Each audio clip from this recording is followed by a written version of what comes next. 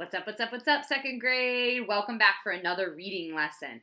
Okay, so search back in your memory. Do you remember that we got that important email bulletin from those scientists that study reading? I just want to reread it just to make sure it's fresh in our mind. I still have my Post-it note here where I wrote it down because it was so important.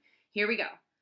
Researchers have found that the books that second graders read often have language that's used in playful ways, beautiful ways, and very inventive, creative ways. Second graders who are especially skilled at reading have to pay attention when a writer has used words in a special way, because those parts mean that we need to think more when we're reading. And we've talked about that a little bit in a couple different ways. We first just talked about doing that noticing. We have to listen better now that we're a second grade reader or an older reader. We have to listen to the reading that we're doing to make sure that we are going to notice when we hear that special language. And then we go through that whole process. We notice, we reread that special language, we try to recall or remember what's happening in the story at that time, and then we question, what does the author mean by that special language? And we've been seeing so many examples from second graders all over Evanston who've been telling us about the special language that they notice. I know one of my friends, a second grader named Hadley in Evanston, she told me she was reading this book called Happy Like Soccer. It's all about soccer. And there was this one kid who said that my shoes have flames. And this kid did not mean that there were flames on the side of the shoe. It did not mean that they had actually turned into fire. The author was just trying to show us that this kid was running super, super fast by saying that the shoes had flames, like they were going so fast it was like they were on fire speeding through. I want to show you another example of when an author did something kind of special and it takes us having to think a little harder about what the author means. So I don't know if you've seen it before, but this is the book Amelia Bedelia Goes Camping.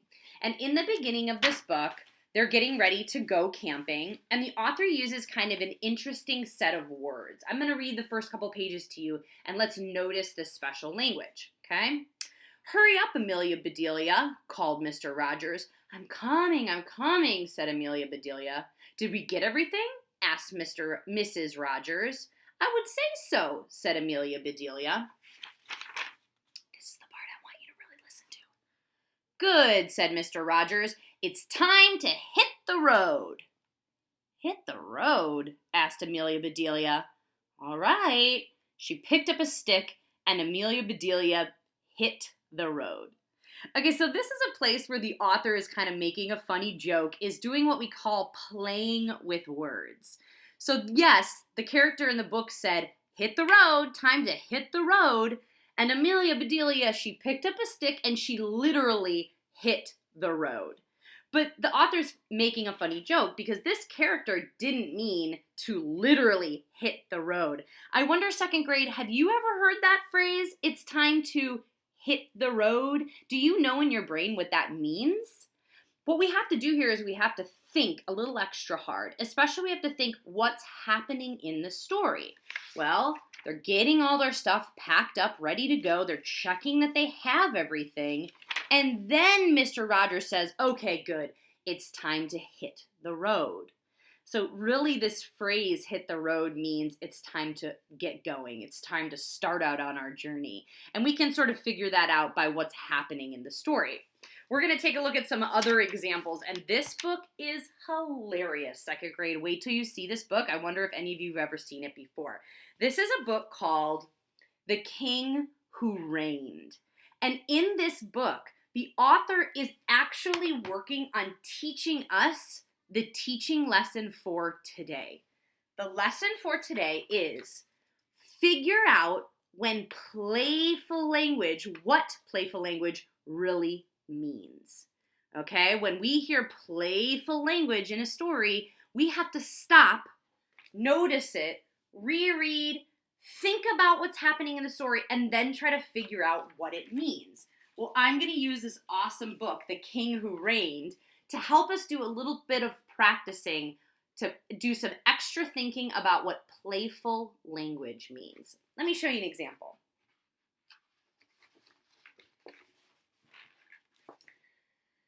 Daddy said there was a king who reigned for 40 years.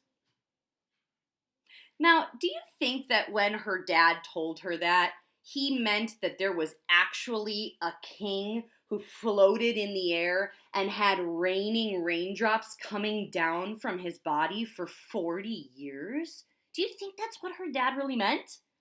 We have to stop and we have to think. What could Daddy mean when he said the king reigned for 40 years? Well, I want to show you quickly what her dad meant. And in order to do that, I need to show you the difference between two words and the way that they're spelled. Let me get my dry erase marker here. The word that they're showing you in the book is aimed.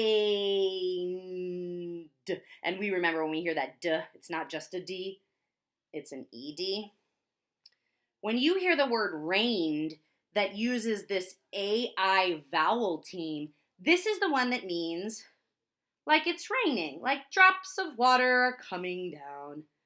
Okay, but there's another word that we also say reigned.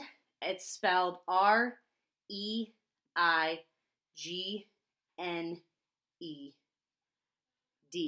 It's a different spelling of reigned. And this version of reigned, it means to rule, like you are the ruler of that land. And that's what Daddy really meant when he said the king reigned for 40 days. But the girl heard reigned and she didn't know this other word, so she's thinking that this king is actually reigning for 40 years. But this is just a way that the author, Fred Gwynne, of this book Gwynne maybe, is making a funny play on words. Let's see another play on words from this book. Daddy says, there are forks in the road. Look at that picture. Look at the forks coming together and the trucks and the cars driving over them and under them. Now, do you think that the daddy really means that there are roads made of big forks this way? No, again, the author is playing with words. Do you know what a fork in the road is? Okay, I want you to think. What makes sense? What could it be a fork in the road? Well, I will show you. Let's say you're coming down a road. It's traveling this way.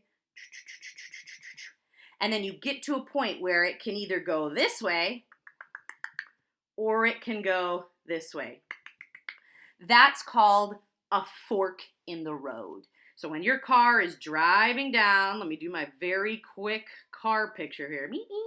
When your car is driving down the road and you get to this part right here, you're at the fork in the road. And you have to decide, am I going to go right or am I going to go left? And that's called a fork in the road. But this author's making a joke about it and showing the daughter, thinking in her head that it must be forks in the road. When we hear authors use this kind of playful, funny, silly language, it is our job as readers to stop and think, what does this author really mean? Now, I have a challenge for you, second grade. Attached to this video or in your seesaw activity are going to be some other samples from The King Who Reigns, some other pictures, examples. And I want you to look through them, read what it says on the page, look at the picture, and I want you to stop and use your really smart second grade thinking. What does the author really mean? What is the joke here? How is this author playing with words? Just like we did for The King Who Reigned and Forks in the Road, I want you to try to explain to someone in your life one of the samples or all of the samples that are attached in your seesaw activity. You could tell your friend, your sister or your brother, somebody who lives in your house. You could tell your teacher. You could tell someone in your reading group. But I hope that you will actually explain one of these to somebody in your life, because it's not always easy to explain it. You might look at this one and just say, oh, that's funny.